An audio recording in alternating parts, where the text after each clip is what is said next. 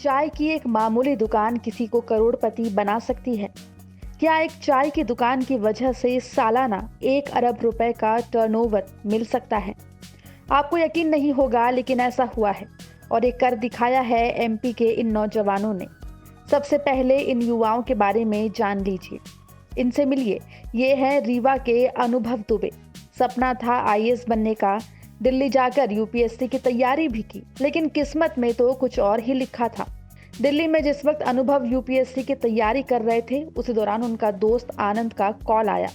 उन्होंने अनुभव को बताया कि अपना बिजनेस कुछ अच्छा नहीं चल रहा है, क्या हम लोग साथ मिलकर कुछ नया काम शुरू कर सकते हैं? चूंकि अनुभव के मन में भी कहीं ना कहीं बिजनेस का ख्याल रहा था, उन्होंने भी हाँ बोल दिया और दोनों ने मिलकर नए बिजनेस की प्लानिंग करने लगे और फिर शुरू हुआ चाय सुट्टा बार। 2016 में हमने ये चालू किया था, यहीं से पास ही भंवरकुआ से, यहाँ से करीबन 100-200 मीटर होगा।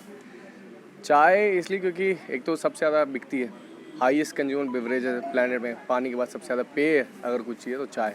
और इसकी डिमांड इतनी है कि इसका मार्केट आपको बनाने की आवश्यकता नहीं, मार्केटिंग करने की ज़रूरत नहीं है। आपको लगा चाय एक ऐसी चीज़ तो चाय को पकड़े, और जितना हमारे पास कैपिटल था, इसमें चाय का ही व्यवसाय किया जा सकता है। चाय के व्यवसाय के अलावा अगर आप कोई दूसरा व्यवसाय करते हो तो तुम्हें इनिशियल कैपिटल जो फंडिंग लगती है वो बहुत लगती है। तो इतना तो पूंजी थी नहीं, पिताजी को बताया भी नहीं थे। कितनी थी? करीबन आनंद जो हमारे पहले धंधा करते थे कपड़े का व्यापार, उससे जो उन्होंने विड्रॉ की थी करीबन 3 लाख रुपए।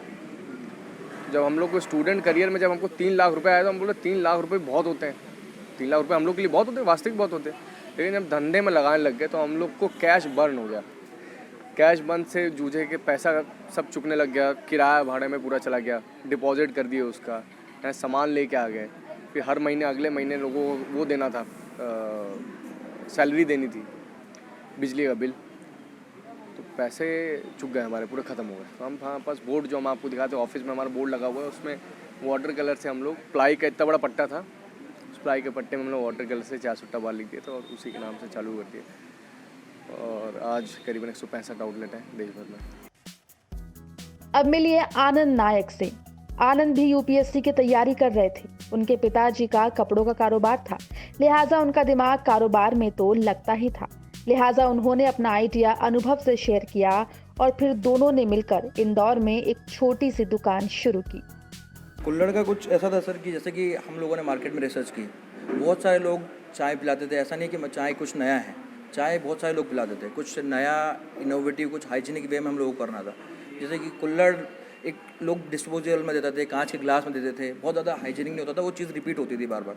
कुल्हड़ मतलब एक अपना प्लास्टिक के कप में एक एनवायरनमेंट को बहुत ज़्यादा दिक्कत होती। तो हम लोगों ने स्टार्ट किया कि अपन क्यों ना कुल्हड़ में चाय पिलाई जाए, इससे लोगों को रोज़गार भी मिलेगा। जो उन तख्तों के लोगों को जो जिस टाइम पे दिवाली के टाइम पे इनका घर चलता था, अब उनको रेगुलर इनकम मिलती है एक कुल्हड़ बनाने से। क्योंकि हम लोग देश भर में बहुत सारी कुल्हड़ सप्लाई करते हैं, सबसे बड़ी कुल्हड़ चेन ही हम लोगों की हो गई है पूरे देश में। तो कहीं ना कहीं एक लोगों के अच्छा करने का मोटिव था, तो हम लोगों ने इसको स्टार्ट किया सर। आपको जानकर हैरानी होगी कि इंदौर की वो छोटी सी दुकान अब काफी बड़ी हो गई है। सालाना टर्नओवर 100 करोड़ का हो गया है। पूरे देश में इस चाय सुट्टा बार की 165 आउटलेट्स हैं। विदेशों में भी 5 आउटलेट्स खुल गए हैं। चाय सुट्टा बार के आउटलेट पर रोजाना 18 लाख कस्टमर्स चाय पीते हैं। इन आउटलेट्स पर 9 अलग अलग किस्म की चाय मिलती है, जिसके दाम 10 रुपए से लेकर 150 रुपए तक है। और खास बात यह है कि भले ही इस दुकान का नाम चाय सुट्टा बार है, लेकिन यहाँ सिगरेट पीने पर पूरी तरह से पाबंदी है। इंदौर से धर्मेंद्र कुमार शर्मा की रिपोर्ट, एमपी तक।